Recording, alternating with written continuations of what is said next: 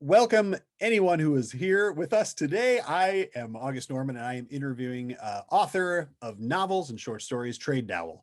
Trey, welcome. Thank you very much for being here. Thanks for having me. It's great to chat with you. Yes, for those of you who don't know, Trey and I know each other rather well, but I happen to have the honor of interviewing Trey for this specific purpose, which is the release of a new short story anthology called Delirium Corridor, which is by the same people who do the Santa Barbara Literary Journal. Oh, is that it there, Trey? Could you hold that up for This us? is Glossy. It's very yeah, it's glossy. very glossy. Your It copy makes a won't. fine gift. It sure does. Your copy won't be as glossy when it shows up. That's just his camera. Yes. But so Delirium Corridor is a short story anthology of over 10 short stories.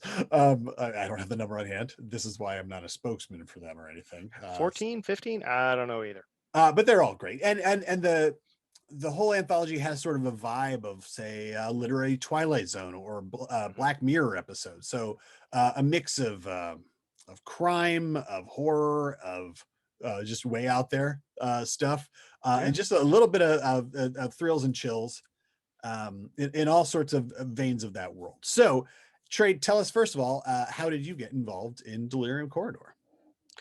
Well, and you've described it to a T. It really is kind of Black Mirror-esque, and it's funny. The story itself I wrote 2 years ago, and it began as a lot of my short stories do, as part of a contest.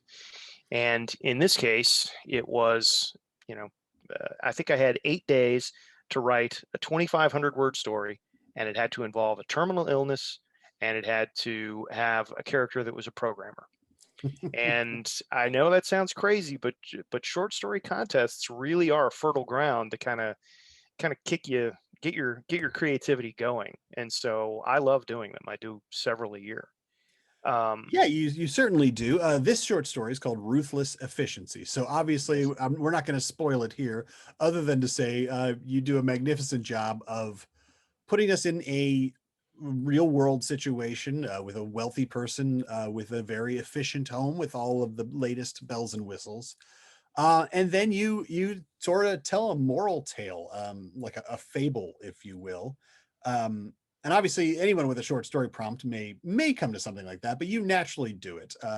You do a big story, and not to go into other stories that you've written, but we will.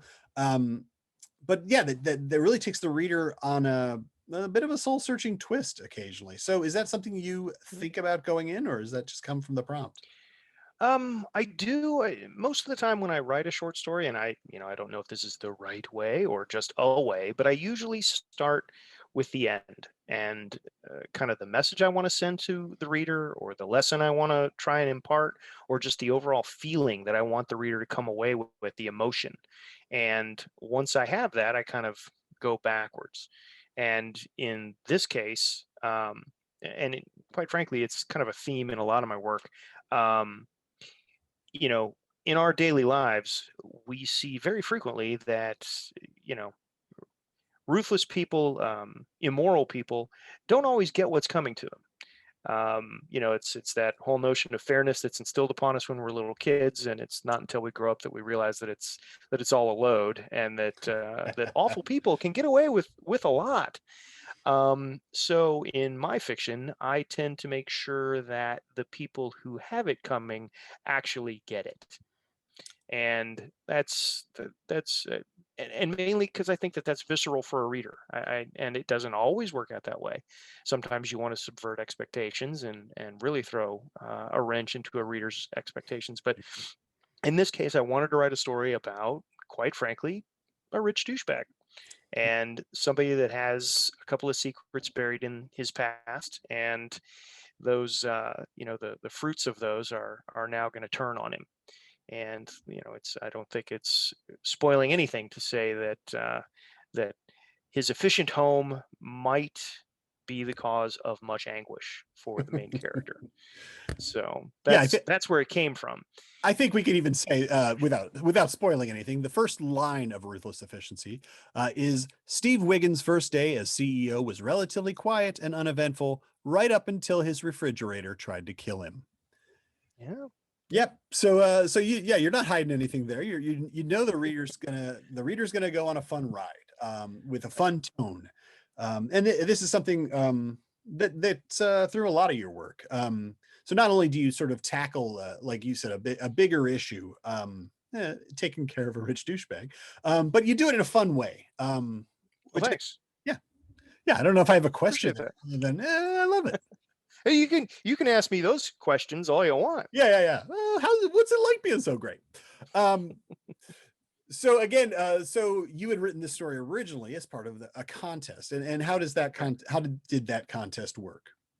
Well, that was the first round, and I was in heat with 30 other writers, and I ended up winning the heat with that story. And I was very honored. That was it, because it really.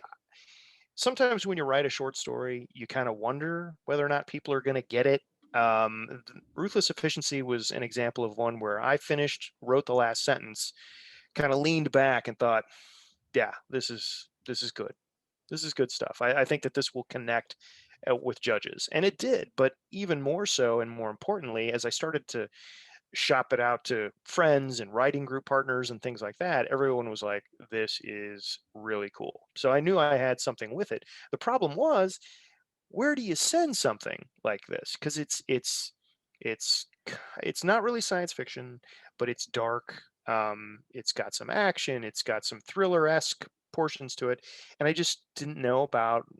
I couldn't find a good match for it. Short stories are difficult to play sometimes, and you don't write them. At least I don't. Thinking about where you want to put them, where you want them to show up in a magazine or in an anthology. And then Max DeVotali, the curator of the anthology, sent out a call, and he said he was looking for stories that were reminiscent of Black Mirror. And I thought, holy crap, that's exactly what this is. I mean, to a T. It's about the element of how technology can influence our lives, but twisted in a dark way to where, people realize that what we think is so efficient and wonderful can actually be a nightmare.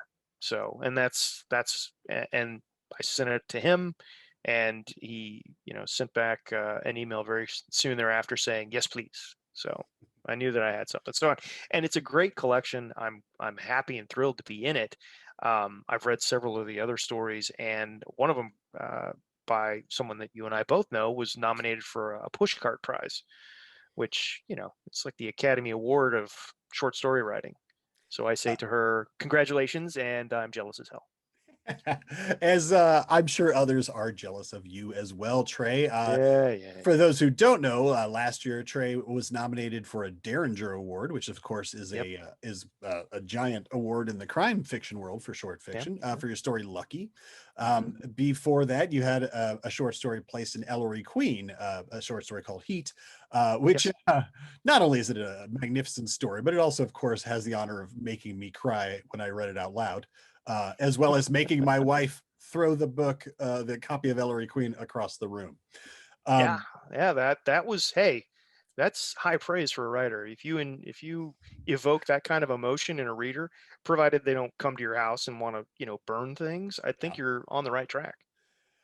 yeah, very much so. So a lot of your work kind of blends genres, or not blends genres, but those three stories are very much in separate genres. Yeah. What would you say? And obviously, your first novel, The Protectors, is very much well, it's an action thriller. It's an action Yeah. thriller with Yeah. superheroes. I wouldn't say it's sci-fi. Mhm. It's a and again, a very fun ride. You can get a copy of The Protectors right now, as an ebook from Simon and Schuster anywhere ebooks are sold.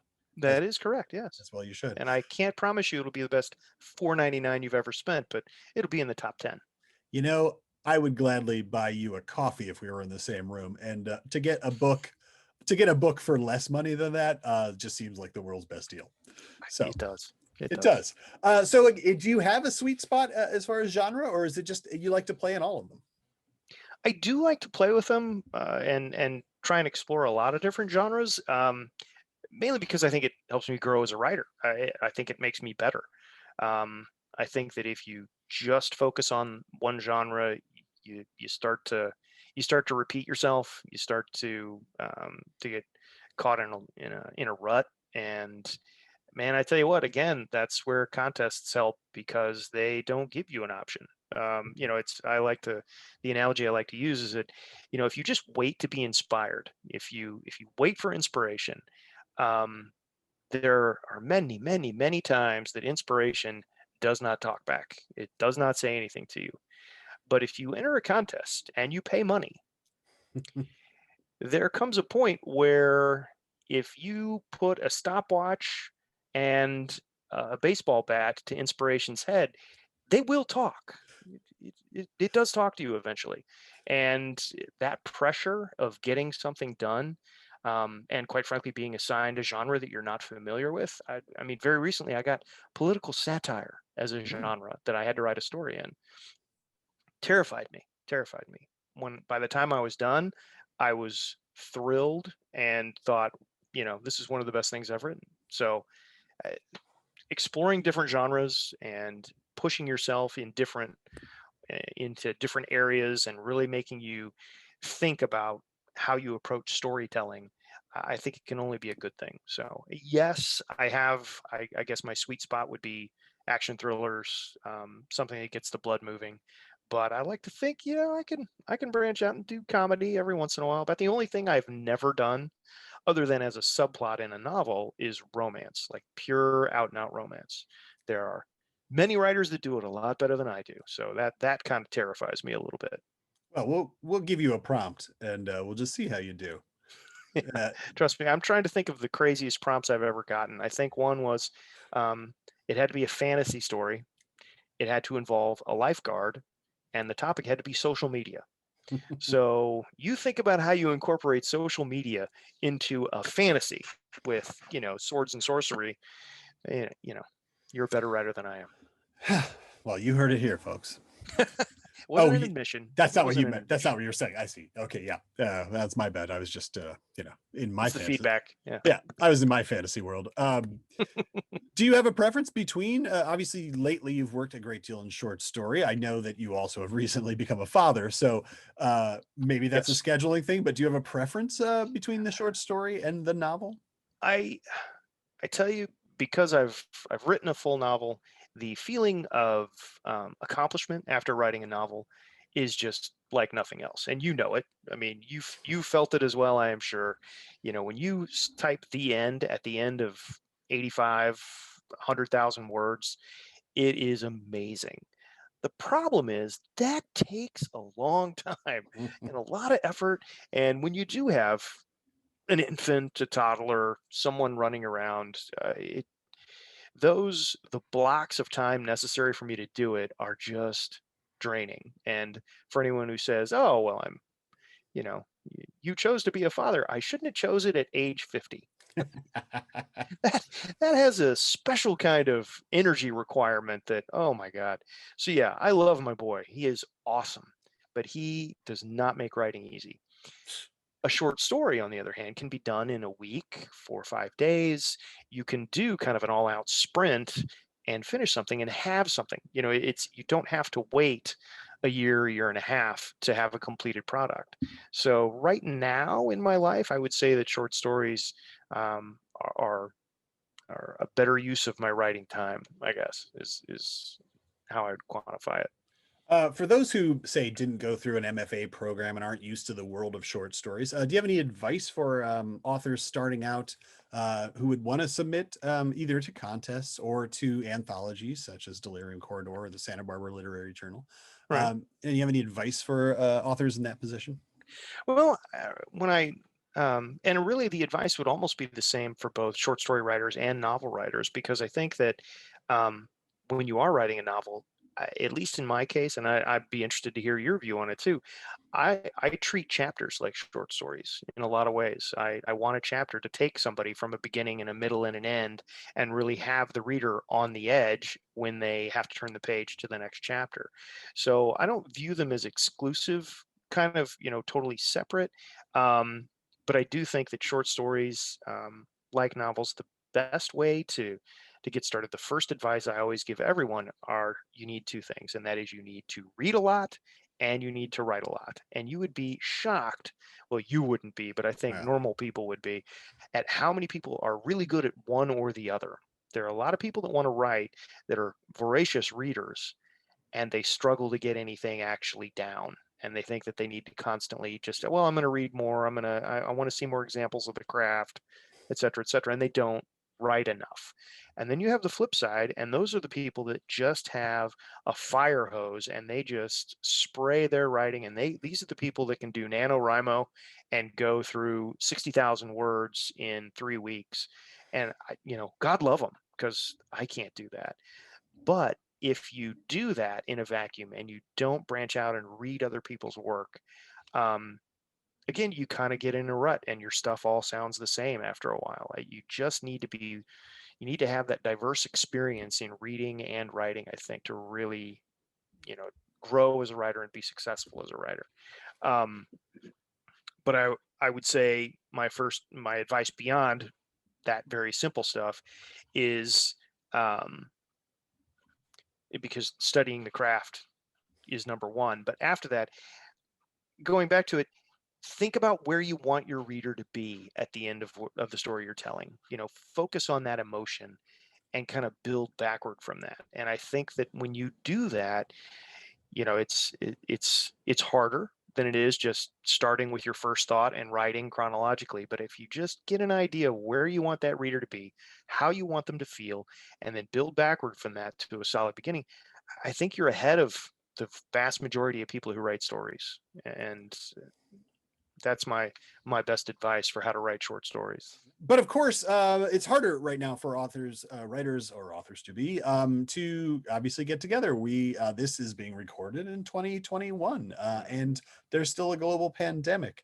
What are you doing to keep in touch with other writers, to sort of keep that community you've built intact?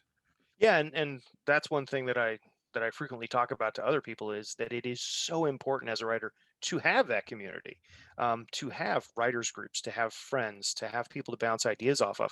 A lot of people write in a vacuum, man. They just sit in their room and they just pound out the words. And it's writing is a lonely profession, as you know. It is you and the words, but it doesn't have to be. And the more you interconnect with people, I think the greater success and the greater satisfaction you have when you can bounce ideas off of people, when you can share in them. If anything, the pandemic, I shudder to say this because it's an awful thing. Many people have died. But there have been some good elements to it. And I think that the dawn of Zoom and of widespread video conferencing has allowed has allowed writers to touch and interconnect more. I now have online writing groups that I never would have thought of in the past. I had a writing group with 5 people in my hometown that I would go to once a week. But now it's people from the Santa Barbara Writers Conference, writers from a Facebook group that I'm in, where I have relatively like 100 people that I do talk to, that I do share work with, that I get beta readers for. And it's made me feel more connected to writing. Um, and my hope is that as the pandemic fades and the reliance on technology begins to ebb somewhat, that we'll still maintain those connections, um, because it's so important. And it. I mean, the best times we have as writers are when we connect with other writers and can share this stuff and Commiserate, I yes, believe. exactly, commiserate, often over a libation or two or four. Whatever you're into. Yeah, Yeah, whatever. yeah, But you're right. I think out of all the creative professions, fiction writers tend to be very supportive, as long as you're not. more Uh, successful than the other person. no. Even No, then, even the successful people can be very helpful. But I mean, please be very helpful. No, but I found that as long as you're serious about the craft and understand the time that someone gives is a gift. If an right. established author reads your book and gives you wonderful notes, whether or not you agree with them, that time was a gift in some way. Right. And I found that this community of all communities tends to be the most open to that. No, I think you're right. And it's funny now that you think about it, like, you don't run into a lot of jerks like Yeah. that right. You can get some fans that are huge jerks. They can take jerk to another level. But as far as writers go, you don't. People generally. I think it's because we've all struggled with the from starting with nothing. Hey, my dog is giving a cameo in the Oh no, background. I was going I, to mention it. I mean, I apologize. Yes, my 120-pound mastiff gonna is everyone will be watching her as she struggles to lay down and down. yeah, There we she's go. down. Yay. Yeah, it was like No, a gun it's was going to go off, but it was a Chekhov's gun thing. Yeah.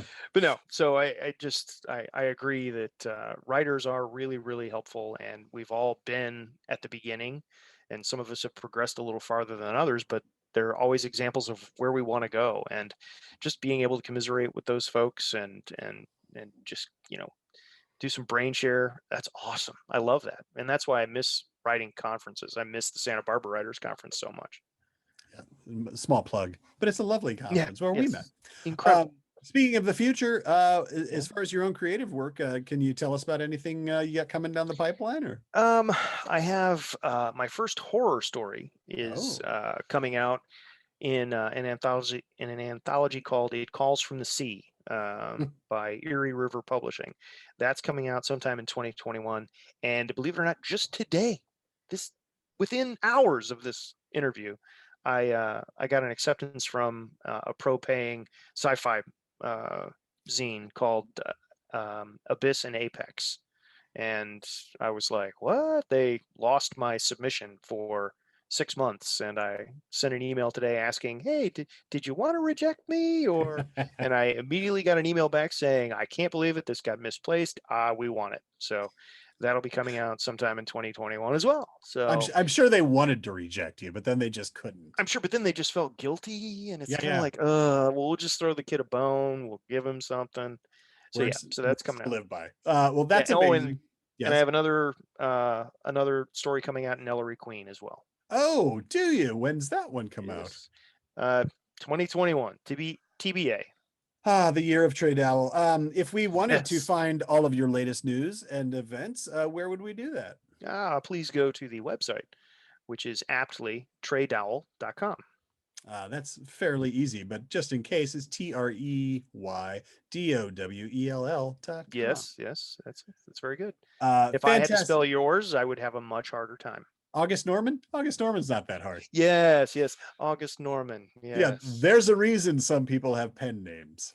yes, they are. And it's not because they're hiding a life of crime. The book right now is, of Tax course, evasion. oh, that's what you went with? Oh, yeah. Tax evasion. That's Yes, it. yes.